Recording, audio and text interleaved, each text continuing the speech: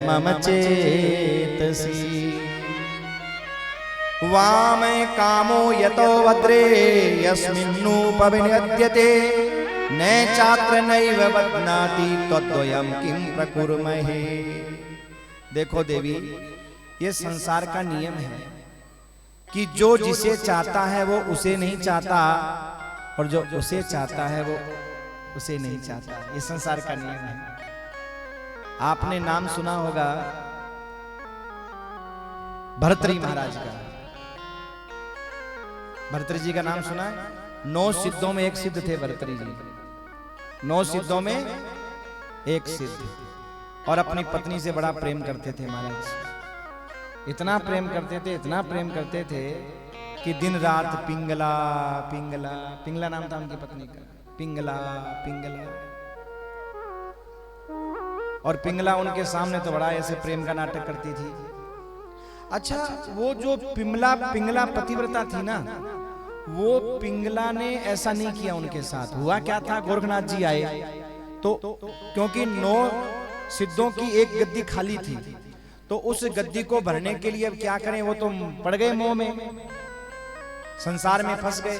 तो उनको निकालने के लिए आए, और जिस पिंगला नारी में उनका प्रेम था उसके प्राणों को तो छुड़वा दिया और खुद उसमें प्रवेश कर गए। आप ये मान लीजिए, वो पिंगला थी नहीं, क्योंकि पिंगला ऐसा नहीं कर सकती थी महाराज। हुआ क्या, गोरखनाथ जी ने एक अमर फल दिया राजा को वहां से निकालने के लिए, भर्तृहरि को निकालने की लीला की ऐसी। एक अमर फल दिया, राजन तुम अगर इस अमर फल को खा लोगे तो हमेशा के लिए अमर हो जाओगे। तो राजा भर्तृहरि ने मन में सोचा, अगर मैं अमर भी हो गया और पिंगला मर गई तो मैं तो इसके वियोग में ही मर जाऊंगा। अब सोचिए कितना प्रेम करते थे, हाँ, मैं कितना प्रेम करते थे, सोचिए आप। राजा भर्तृहरि उस अमर फल को लेकर के मन में सोचते हैं, अगर मैंने इसको खा लिया, अमर हो गया और पिंगला मर गई तो तड़प तड़प के मरूंगा मैं, तो मरने से ज्यादा सजा मिलेगी। फिर बोले ये फल मैं पिंगला को दे दूं, ताकि पिंगला अगर अमर हो गई तो मैं तो पिंगला को देख देख के अमर हो जाऊंगा। देखो, हमारी पत्नी या हमारा बेटा, हमारा परिवार अगर कहे का हो, अच्छा हो, तो उसको देख देख करके आयु बढ़ जाती है आदमी की। ये पक्की बात है, क्योंकि देख करके खुश होगी, प्रसन्नता होगी, प्रसन्नता होगी तो आयु बढ़ेगी। जो बॉडी के सेल्स हैं वो बनेंगे, और बनेंगे तो हमारा आयु बढ़ेगी। और जब हमारा परिवार लड़ाई झगड़ा तेरी मेरी जिसको देखते खून जलने लग जाता है, तो बॉडी के सेल्स मरना शुरू हो जाते हैं, और बॉडी के सेल्स जब मरने लग जाते हैं तो बीमारियां बढ़ने लग जाती हैं। और आदमी, महाराज जीते जी कहते हैं ना, मर गया, इसको कहते हैं जीते जी मरना।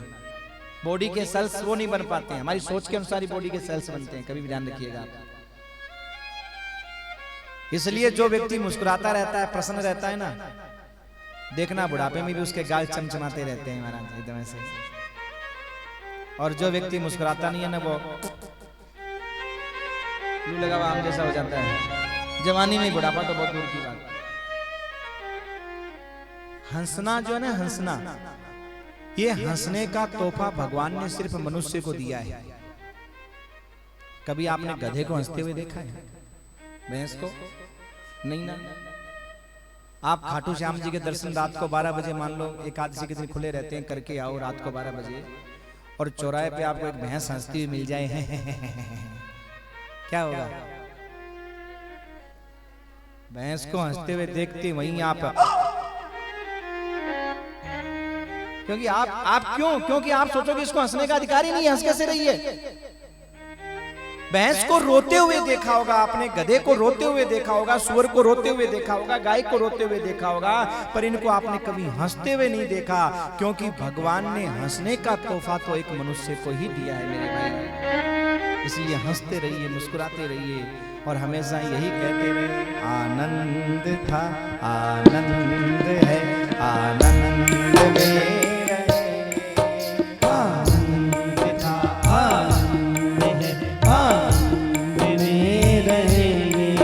कल क्या हुआ कल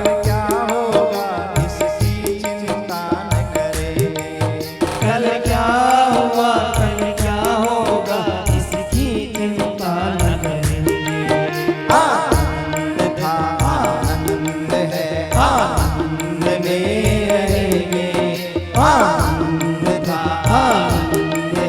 आनंद में रहेंगे। कल क्या हुआ कल क्या होगा इसकी चिंता न करेंगे। कल क्या हुआ कल क्या होगा इसकी चिंता न करेंगे। आनंद था आनंद है आनंद में रहेंगे। आनंद था आनंद है आनंद में रहेंगे। कल क्या हुआ कल क्या होगा इसकी चिंता न करेंगे।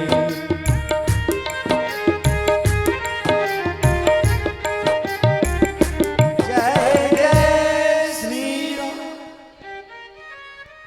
आनंद था आनंद है आनंद में रहेंगे। कल क्या हुआ कल क्या होगा इसकी चिंता न। पक्की गारंटी 10 साल और जी जाओगे। अगर ये कीर्तन याद कर लिया 10 साल और जी जाओगे और बिना लठिया के हंसते मुस्कुराते। क्योंकि बीमारियों को दूर भगाने का सबसे बड़ा उपाय है मुस्कुराना। हंसते रहना चाहिए मुस्कुराते रहना चाहिए। और जो मुस्कुराता नहीं है हंसता नहीं है वो जल्दी ही बुढ़ापा आ जाता है। जल्दी ही बुढ़ापा आ जाता है। आप कभी भी देख लेना जिसका जीवन संकटों से घिरा होता है ना, है दुनिया में ऐसे बहुत लोग हैं चिंता कर करके चिंता कर करके चिंता कर करके। हाँ? चिंता करोगे चिता तक पहुंच जाओगे और चिंतन करोगे परमात्मा तक पहुंच जाओगे। और एक बात बता दूं, चिंता में और चिता में ज्यादा अंतर नहीं है। एक बिंदी का अंतर है। बिंदी हटा दो चिता, बिंदी लगा दो चिंता। तो जो चिंता करते हैं उनकी बिंदु अपने आप बढ़ जाती है। और दोनों का काम है जलाना। चिंता भी जलाती है और चिता भी, दोनों जलाते हैं। अंतर क्या है? चिता मुर्दे को जलाती है और चिंता जिंदे को। चिता एक साथ जला करके राख कर देती है और चिंता तिल तिल करके जलाती है, थोड़ा थोड़ा करके।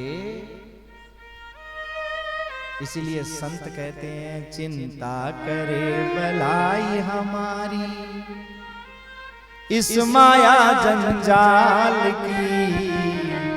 बलिहारी बलिहारी बोलो बलिहारी नंदलाल की। बलिहारी बलिहारी बोलो बलिहारी नंदलाल की। चिंता करे भलाई हमारी इस माया जंजाल की। चिंता करे भलाई हमारी इस माया जंजाल की। बलिहारी बलिहारी बोलो बलिहारी नंदलाल की। बलिहारी बलिहारी बोलो बलिहारी नंदलाल की। चिंता नहीं करनी चाहिए, मुस्कुराते रहना चाहिए। पर इतना जरूर है जिसका परिवार अच्छा होता है वो मुस्कुराता रहता है, वो महाराज हमेशा लंबी आयु जीता है। और जिससे हम प्रेम करते हैं वो अगर मुस्कुराता रहे, प्रसन्न रहे, अच्छे से मिले, चाहे बेटा हो, पत्नी हो, पति हो, तो बीमारियां कम आती हैं। अब अगर आप चाहते हो कि पत्नियों को दवाई कम खिलानी पड़े तो मुस्कुराते रहना है, और आप चाहते हो हमारा पति बीमार कम पड़े तो भी मुस्कुराते रहना है। शादी से पहले तो हर माँ बाप ये कहते हैं हमारी बेटी ने कभी सरदर्द की दवाई नहीं खाई, पर शादी के बाद में सर से लेकर पैर तक की दवाई खाने लग जाती है। अब पता नहीं वो झूठ बोल रहे थे कि कौन क्या बोल रहा था। आप देख लो महाराज, हर माँ बाप कहते हैं हमारी छोरी तो कभी सिरदर्द की दवाई कौन खाई, तो अब क्यों गयो के अब आ क्यों जान तक खावा लगी है, क्यों हो कहो तो थारो भाग है मैं के करा ठीक है हमारे शरीर फोड़ना, ये तो आपका भाग है, हमारा क्या। पर ऐसे सरदर्द की दवाई भी नहीं खाई। हाँ? मुस्कुराते रहिए, हंसते रहिए, हंसाते रहिए, क्योंकि ये तोहफा भगवान सिर्फ मनुष्य को ही देते हैं, किसी और को नहीं देते। तो महाराज जो राजा भर्तृ थे उन्होंने मन में सोचा मेरी पत्नी मुस्कुराती रहेगी, हंसती रहेगी, तो इसको देख करके मेरी जिंदगी चलती रहेगी। उन्होंने वो फल दे दिया अपनी पत्नी पिंगला को, पर पिंगला सजनों कोतवाल से प्रेम करती थी। उसने मन में सोचा अगर कोतवाल मर गया तो मैं क्या करूंगी जिंदा रह करके। उसने कोतवाल को दे दिया। विक्रमादित्य भर्तरी के भाई हैं। विक्रमादित्य जी जो थे भर्तरी के भाई हैं, राजा विक्रमादित्य, और पिंगला ने विक्रमादित्य को घर से निकलवा दिया था। राजा भर्तरी कहीं गए हुए थे। आदमी अपनी पत्नी के प्रेम में कितना अंधा हो जाता है, सच्चाई को भी भूल जाता है। कई बार ऐसा होता है। राजा भर्तरी बाहर गए हुए थे, वो पहरा दे रहे थे, पिंगला उससे मिलने जा रही थी, उन्होंने पकड़ लिया। और पकड़ लिया तब महाराज सोचा कि अब तो आती गड़बड़ मामला होगा, तो आती महाराज नाटक शुरू कर दिया, इसने ऐसा किया वैसा किया। उन्होंने कुछ नहीं देखा, वो कहा भैया मेरी बात तो सुन, कुछ नहीं सुनना, निकल जाए यहाँ से। निकल गए। और पीछे से महाराज ये घटना घटी कि वो फल कोतवाल को दे के आ गई। कोतवाल जो था वो एक वेश्या से प्रेम करता था। उसने वो फल उस वेश्या को दे दिया। वेश्या ने मन में सोचा कि मैं इस फल को खा के क्या करूंगी, मेरी जिंदगी है ही क्या, नरक है मेरी जिंदगी। तो मैं अगर इस फल को खा भी लूंगी, जिंदा रह भी लूंगी, तो मेरा होगा क्या, क्या फायदा इस फल को खाने से। हमारा राजा बहुत अच्छा है, ये फल तो राजा के लायक है, इस फल को तो राजा को खाना चाहिए। और वो वेश्या महाराज वो फल लेकर के आ गई राजा भर्तरी के पास कि महाराज ये फल मुझे मिला, आप खा लो। राजा ने देखा तेरे को कहां से मिला ये, तेरे को किसने दिया। कांपने लगी महाराज, आप जानते हो फल के बारे में? मैं सब जानता हूँ, कहां से मिला बता। महाराज मेरी गलती होगी। बोल गलती नहीं, मैं तुझे कुछ नहीं कहूंगा, किसी को कुछ नहीं बोलूंगा, तू मुझे ये बता दे ये फल मिला कहां से। तो कहा महाराज कोतवाल ने दिया। कोतवाल इधर सरकार है, बोल बोल कुछ नहीं कहूंगा, बता दे, तो साफ साफ बता। महारानी ने दिया। सब समझ में आ गया। भर्तरी ने कहा धन्य है ये वेश्या जिसके हृदय में राजभक्ति भरी हुई है। धिक्कार है वो रानी जिसको ऐसा प्रेम करने वाला राजा मिला, पति मिला, पर उसके प्रेम को वो समझ नहीं सकी और उसने कोतवाल से प्रेम किया। और मूर्ख है वो कोतवाल जो राज्य की रानी प्रेम करती है और वो किसी वेश्या से प्रेम करता है। यह है संसार, यह है दुनिया। यही बात यहां समझाई है घटोत्कच जी ने उस कर्ण प्रवरा को। यही बात समझाई कि देवी दुनिया ऐसे चलती है, तुम मुझसे प्रेम करती हो, मैं तुमसे नहीं करता, और मैं जिससे विवाह करने के लिए आया हूं तुम कह रही हो वो मुझसे नहीं करना चाहती। बस ये संसार है, दुनिया है। और सजनों उसके बाद में भर्तरी जी ने वो ऐलान किया था कि कोई मेरे भाई, समझ में आ गई सारी बातें, मेरे भाई को लेकर के आएगा तो मैं उसे आधा राज्य दूंगा। तो वो यक्ष लेकर के आया, इसलिए पूरा राज्य उन्हीं के पास रह गया। वो यक्ष लेकर के आया और उन्होंने छोड़ करके फिर महात्मा जोग ले लिया उन्होंने। तो ये संसार की एक, इस कथा के माध्यम से संसार की सत्यता बताई है कि दुनिया में सज्जनों ऐसा ही होता है। हम जिससे प्रेम करते हैं वो हमसे नहीं करता। बाप कितना बेटे से प्रेम करता है, बेटा बाप से नहीं करता। वो अपने बच्चे से करता है और उसका बच्चा उससे प्रेम नहीं करता। आप इस तरह से मान लीजिए, यही संसार है, यही दुनिया है।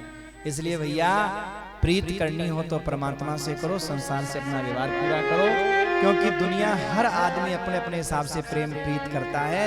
ये दुनिया में प्रेम शब्द दुनिया के लिए है ही नहीं, सिर्फ परमात्मा के लिए है।